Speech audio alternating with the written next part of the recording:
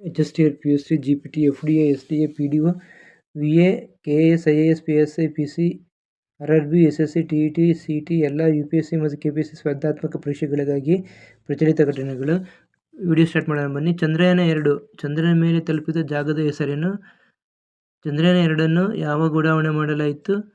ಬಳಸಲಾದ ರಾಕೆಟ್ನ ಹೆಸರೇನು? ಚಂದ್ರಯಾನ 2 ಹಿಡಿದ ಜಾಗ ತಿರಂಗ ಪಾಯಿಂಟ್. ದಿನಾಂಕ ಜುಲೈ 22, 2019ರಲ್ಲಿ ಉಡಾವಣೆ ಮಾಡಲಾಯಿತು. Rocket GSLV mark 3, lander Vikram, rover Pragyan. ಸಂಸತ್ ಭವನದ ನೂತನ ಹೆಸರೇನು? ಸಂಸತ್ ಭವನದ ನೂತನ ಹೆಸರು ಸಂವಿಧಾನ ಸದನ. ಫುಡ್ ಡೆಲಿವರಿ ಕಂಪನಿ ಝೊಮ್ಯಾಟೊದ ನೂತನ ಹೆಸರೇನು? ಎಟರ್ನಲ್. ಭಾರತದ ಸೇನಾ ಕಚೇರಿ ಫೋರ್ಟ್ ವಿಲಿಯಂ ಅನ್ನು ಏನೆಂದು ಮರುನಾಮಕರಣ ಮಾಡಲಾಗಿದೆ? ಭಾರತದ ಸೇನಾ ಕಚೇರಿ ಫೋರ್ಟ್ ವಿಲಿಯಂ ಅನ್ನು ವಿಜಯದುರ್ಗ ಎಂದು ಮರುನಾಮಕರಣ ಮಾಡಲಾಗಿದೆ. ಉತ್ತರ ಪ್ರದೇಶದ ಶೂನ್ಯ ಗರೀಬಿ ಯೋಜನೆಗೆ ಏನೆಂದು ಮರುನಾಮಕರಣ ಮಾಡಲಾಗಿದೆ? ಭೀಮರಾವ್ ಅಂಬೇಡ್ಕರ್ ಎಂದು ಮರುನಾಮಕರಣ ಮಾಡಲಾಗಿದೆ. ಭಾರತ ಇಂಗ್ಲೆಂಡ್ ಟೆಸ್ಟ್ ಸೀರೀಸ್ ಅನ್ನು ಬದಲಾಯಿಸಿ 2025ರಲ್ಲಿ ಯಾವ ಹೆಸರಿಡಲಾಗಿದೆ? ತೆಂಡೂಲ್ಕರ್ ಆಂಡರ್ಸನ್ ಟ್ರೋಫಿ ಎಂದು ಮರುನಾಮಕರಣ ಮಾಡಲಾಗಿದೆ. ನವಿ ಮುಂಬೈ ಇಂಟರ್ನ್ಯಾಷನಲ್ ಏರ್ಪೋರ್ಟ್ ಅನ್ನು ಏನೆಂದು ಮರುನಾಮಕರಣ ಮಾಡಲಾಗಿದೆ? DB ಪಾಟೀಲ್ ಏರ್ಪೋರ್ಟ್ ಎಂದು ಮರುನಾಮಕರಣ ಮಾಡಲಾಗಿದೆ. ಮಹಾರಾಷ್ಟ್ರದ ಅಹಮದನಗರ ರೈಲ್ವೆ ಸ್ಟೇಷನ್ ಅನ್ನು ಏನೆಂದು ಪುನರ್ನಾಮಕರಣ ಮಾಡಲಾಗಿದೆ? ಅಹಲ್ಯಾ ನಗರ ಎಂದು ಮಹಾರಾಷ್ಟ್ರದ ಅಹಮದನಗರ ಏರ್ಪೋರ್ಟ್ ಅನ್ನು ಮರುನಾಮಕರಣ ಮಾಡಲಾಗಿದೆ. National bank for financing infrastructure and development ಹೆಸರನ್ನು ಏನೆಂದು ಮರುನಾಮಕರಣ ಮಾಡಲಾಗಿದೆ? ಇನ್ಫ್ರಾಸ್ಟ್ರಕ್ಚರ್ ಡೆವಲಪ್ಮೆಂಟ್ ಬ್ಯಾಂಕ್ ಎಂದು ಮರುನಾಮಕರಣ ಮಾಡಲಾಗಿದೆ. ಪ್ರಧಾನಮಂತ್ರಿ ಕಾರ್ಯಾಲಯದ ರಾಜಭವನಗಳಿಗೆ ಏನೆಂದು ಮರುನಾಮಕರಣ ಮಾಡಲಾಗಿದೆ? ಲೋಕಭವನ ಎಂದು ಮರುನಾಮಕರಣ ಮಾಡಲಾಗಿದೆ. ಪ್ರಧಾನಮಂತ್ರಿ ಕಾರ್ಯಾಲಯವನ್ನು ಏನೆಂದು ಮರುನಾಮಕರಣ ಮಾಡಲಾಗಿದೆ? ಸೇವಾ ತೀರ್ಥ ಎಂದು ಮರುನಾಮಕರಣ ಮಾಡಲಾಗಿದೆ.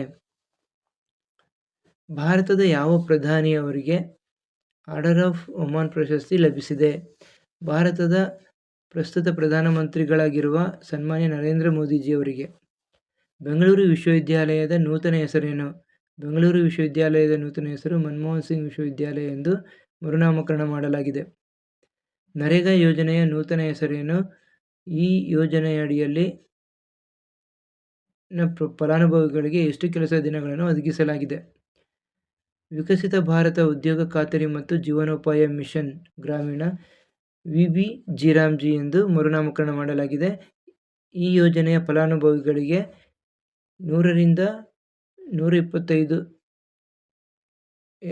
ಕೆಲಸ ದಿನಗಳಿಗೆ ಹೆಚ್ಚಿಸಲಾಗಿದೆ. ಈ ಹಿಂದೆ 100 ದಿನ ಇತ್ತು.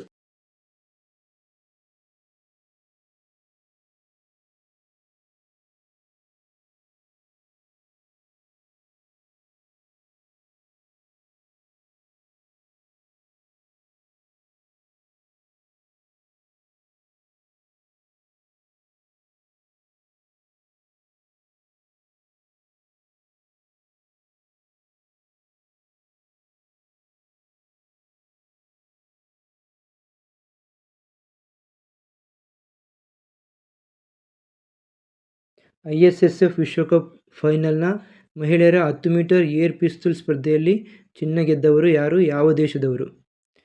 ಭಾರತದ ಶೂಟರ್ ಸುರುಚಿ ಸಿಂಗ್. ಇವರು 10 ಮೀಟರ್ ಏರ್ ರೈಫಲ್ನ ಶೂಟಿಂಗ್ ಸ್ಪರ್ಧೆಯಲ್ಲಿ ಚಿನ್ನ ಗೆದ್ದ ವನಿತೆ. 2025ನೇ ಸಾಲಿನ ISSF ವಿಶ್ವಕಪ್ ಫೈನಲ್ ಮಹಿಳೆಯರ 10 ಮೀಟರ್ ಏರ್ ಪಿಸ್ತೂಲ್ ಸ್ಪರ್ಧೆಯಲ್ಲಿ ಬೆಳ್ಳಿ ಗೆದ್ದವರು ಯಾರು? ಇವರು ಯಾವ ದೇಶದವರು? ಈ ಪಂದ್ಯ ಎಲ್ಲಿ ನಡೆಯಿತು? ಭಾರತದ ಸೈನ್ಯಂ. ಇವರು 10 ಮೀಟರ್ ಏರ್ ರೈಫಲ್ ಮಹಿಳೆಯರ ವಿಭಾಗದಲ್ಲಿ ಬೆಳ್ಳಿ ಗೆದ್ದ ಶೂಟರ್. ಈ ಪಂದ್ಯಾವಳಿ ನಡೆದದ್ದು ಕತಾರ್ ದೇಶದ ದೋಹಾದಲ್ಲಿ. 2025ರ ಫಿಡೆ ಚೆಸ್ ವಿಶ್ವಕಪ್ ಪಂದ್ಯಾವಳಿ ನಡೆದ ಸ್ಥಳ ಯಾವುದು? ಈ ಪ್ರಶಸ್ತಿ ಗೆದ್ದವರು ಯಾರು? ಈ ಪ್ರಶಸ್ತಿ ಗೆದ್ದ ಅತಿ ಕಿರಿಯ ವ್ಯಕ್ತಿ ಯಾರು? 2025ರ ಫಿಡೆ ಚೆಸ್ ವಿಶ್ವಕಪ್ ಪಂದ್ಯಾವಳಿ ನಡೆದ ಸ್ಥಳ ಭಾರತದ ಗೋವಾದಲ್ಲಿ. ಈ ಪ್ರಶಸ್ತಿ ಗೆದ್ದ ಅತಿ ಕಿರಿಯ ವ್ಯಕ್ತಿ ಉಜ್ಬೇಕಿಸ್ತಾನದ ಜಾವೋಖಿರ್ ಸಿಂಧರೋವ್. ಇವರಿಗೆ ಈಗ 19 ವರ್ಷ. 2025ರ ಅಂಧ ಮಹಿಳಾ T20 ವಿಶ್ವಕಪ್ ಕ್ರಿಕೆಟ್ ಗೆದ್ದ ದೇಶ ಯಾವುದು? ಇದರ ಕ್ಯಾಪ್ಟನ್ ಯಾರು? 2025 ಅಂಧ ಮಹಿಳಾ T20 ವಿಶ್ವಕಪ್ ಕ್ರಿಕೆಟ್ ಗೆದ್ದ ದೇಶ ಭಾರತ. ಇದರ ಕ್ಯಾಪ್ಟನ್ ತುಮಕೂರು ಜಿಲ್ಲೆಯ ದೀಪಿಕಾ ಟಿ.ಸಿ. ಇದೇ ಮೊದಲ ಬಾರಿಗೆ ನಡೆದ ಅಂಧ ಮಹಿಳಾ T20 ವಿಶ್ವಕಪ್ ಕ್ರಿಕೆಟ್ ಒಂದು ಸ್ಪರ್ಧಾ ಕಣದಲ್ಲಿ ಒಟ್ಟು 6 ದೇಶಗಳಿದ್ದು ಭಾರತ, ಆಸ್ಟ್ರೇಲಿಯಾ ಮತ್ತು ಶ್ರೀಲಂಕಾ, ಪಾಕಿಸ್ತಾನ, ನೇಪಾಳ ಮತ್ತು ಅಮೆರಿಕ. ಇದರ 2025 ISSF ವಿಶ್ವಕಪ್ ಟೂರ್ನಿಯ ಪುರುಷರ 50 ಮೀಟರ್ ರೈಫಲ್ 3 ಪೊಸಿಷನ್ ಚಾಂಪಿಯನ್ಶಿಪ್ನಲ್ಲಿ ಬೆಳ್ಳಿ ಗೆದ್ದವರು ಯಾರು? ಇವರು ಯಾವ ದೇಶದವರು? ಭಾರತದ Aishwary Prasad Singh Tomar. Thank you for watching. Karnataka ರಾಜ್ಯ ಕ್ರಿಕೆಟ್ ಸಂಸ್ಥೆಯ ನೂತನ ಅಧ್ಯಕ್ಷರಾಗಿ ಆಯ್ಕೆಯಾದ ಭಾರತ ತಂಡದ ಮಾಜಿ ಕ್ರಿಕೆಟಿಗ ಯಾರು? ಕರ್ನಾಟಕ ರಾಜ್ಯ ಕ್ರಿಕೆಟ್ ಸಂಸ್ಥೆಯ ನೂತನ ಅಧ್ಯಕ್ಷರಾಗಿ ಆಯ್ಕೆಯಾದ ಭಾರತ ತಂಡದ ಮಾಜಿ ಕ್ರಿಕೆಟಿಗ ವೆಂಕಟೇಶ್ ಪ್ರಸಾದ್. 2025 ಸಾಲಿನಲ್ಲಿ ಕರ್ನಾಡ ಕಲ್ಪವೃಕ್ಷ ಫೌಂಡೇಶನ್ ನೀಡುವ ಕರ್ನಾಡ ಕವಿರತ್ನ ಪ್ರಶಸ್ತಿಗೆ ಭಾಜನರಾದವರು ಯಾರು? 2025 ಸಾಲಿನಲ್ಲಿ ಕರ್ನಾಡ ಕಲ್ಪವೃಕ್ಷ ಫೌಂಡೇಶನ್ ನೀಡುವ ಕರ್ನಾಡ ಕವಿರತ್ನ ಪ್ರಶಸ್ತಿಗೆ ಭಾಜನರಾದವರು ಎನ್. ಡಿ. ಹೆಗಡೆ. ಇವರು ಪ್ರೌಢಶಾಲಾ ಶಿಕ್ಷಕರು. 2025 ಸಾಲಿನ ಚೊಚ್ಚಲ ಫಿಫಾ ಶಾಂತಿ ಪ್ರಶಸ್ತಿಗೆ ಆಯ್ಕೆಯಾದವರು ಯಾರು? ಇವರು ಯಾವ ದೇಶದವರು? ಈ ಪ್ರಶಸ್ತಿ ಪ್ರದಾನ ಮಾಡಿದವರು ಯಾರು? ಚೊಚ್ಚಲ ಫಿಫಾ ಶಾಂತಿ ಪ್ರಶಸ್ತಿಗೆ ಆಯ್ಕೆಯಾದವರು ಅಮೆರಿಕ ಅಧ್ಯಕ್ಷ ಡೊನಾಲ್ಡ್ ಟ್ರಂಪ್. ಇವರಿಗೆ ಫಿಫಾ ಅಧ್ಯಕ್ಷ ಗಿಯಾನಿ ಇನ್ಫಾಂಟಿನೋ ಈ ಪ್ರಶಸ್ತಿ ಪ್ರದಾನ ಮಾಡಿದರು. 2026 ಫಿಫಾ ವಿಶ್ವಕಪ್ ಟೂರ್ನಿ ಯಾವ ರಾಷ್ಟ್ರಗಳ ಸಂಯುಕ್ತಾಶ್ರಯದಲ್ಲಿ ನಡೆಯಲಿದೆ? 2026 ಫಿಫಾ ವಿಶ್ವಕಪ್ ಟೂರ್ನಿಯು ಅಮೆರಿಕ, ಕೆನಡಾ ಮತ್ತು ಮೆಕ್ಸಿಕೋ ದೇಶಗಳ ಸಂಯುಕ್ತಾಶ್ರಯದಲ್ಲಿ ನಡೆಯಲಿದೆ. ಬೆಂಗಳೂರಿನ ಸಾಹಿತ್ಯ ಉತ್ಸವದಲ್ಲಿ ಭಾಗವಹಿಸಿದ್ದ ಬ್ರಿಟನ್ನ ಲೇಖಕಿ ಯಾರು? ಬೆಂಗಳೂರಿನ ಸಾಹಿತ್ಯ ಉತ್ಸವದಲ್ಲಿ ಭಾಗವಹಿಸಿದ್ದ ಬ್ರಿಟನ್ನ ಲೇಖಕಿ ಕ್ಲೇರ್ ಮ್ಯಾಕಿಂತೋಶ್. ವಿಡಿಯೋನ ಪೂರ್ತಿ ನೋಡಿ, ಶೇರ್ ಮಾಡಿ, ಸಬ್ಸ್ಕ್ರೈಬ್ ಮಾಡಿ. Thank you for watching. 2025 FIDE chess ವಿಶ್ವಕಪ್ ಪಂದ್ಯಾವಳಿ ನಡೆದ ಸ್ಥಳ ಯಾವುದು? ಈ ಪ್ರಶಸ್ತಿ ಗೆದ್ದವರು ಯಾರು? ಈ ಪ್ರಶಸ್ತಿ ಗೆದ್ದ ಅತಿ ಕಿರಿಯ ವ್ಯಕ್ತಿ ಯಾರು? 2025 ಫಿಡೆ ಚೆಸ್ ವಿಶ್ವಕಪ್ ಪಂದ್ಯಾವಳಿ ನಡೆದ ಸ್ಥಳ ಭಾರತದ ಗೋವಾದಲ್ಲಿ. ಈ ಪ್ರಶಸ್ತಿ ಗೆದ್ದ ಅತಿ ಕಿರಿಯ ವ್ಯಕ್ತಿ ಉಜ್ಬೇಕಿಸ್ತಾನದ ಜಾವೋಖಿರ್ ಸಿಂಧರೋವ್. ಇವರಿಗೆ ಈಗ 19 ವರ್ಷ. 2025 ಅಂಧ ಮಹಿಳಾ T20 ವಿಶ್ವಕಪ್ ಕ್ರಿಕೆಟ್ ಗೆದ್ದ ದೇಶ ಯಾವುದು? ಇದರ ಕ್ಯಾಪ್ಟನ್ ಯಾರು?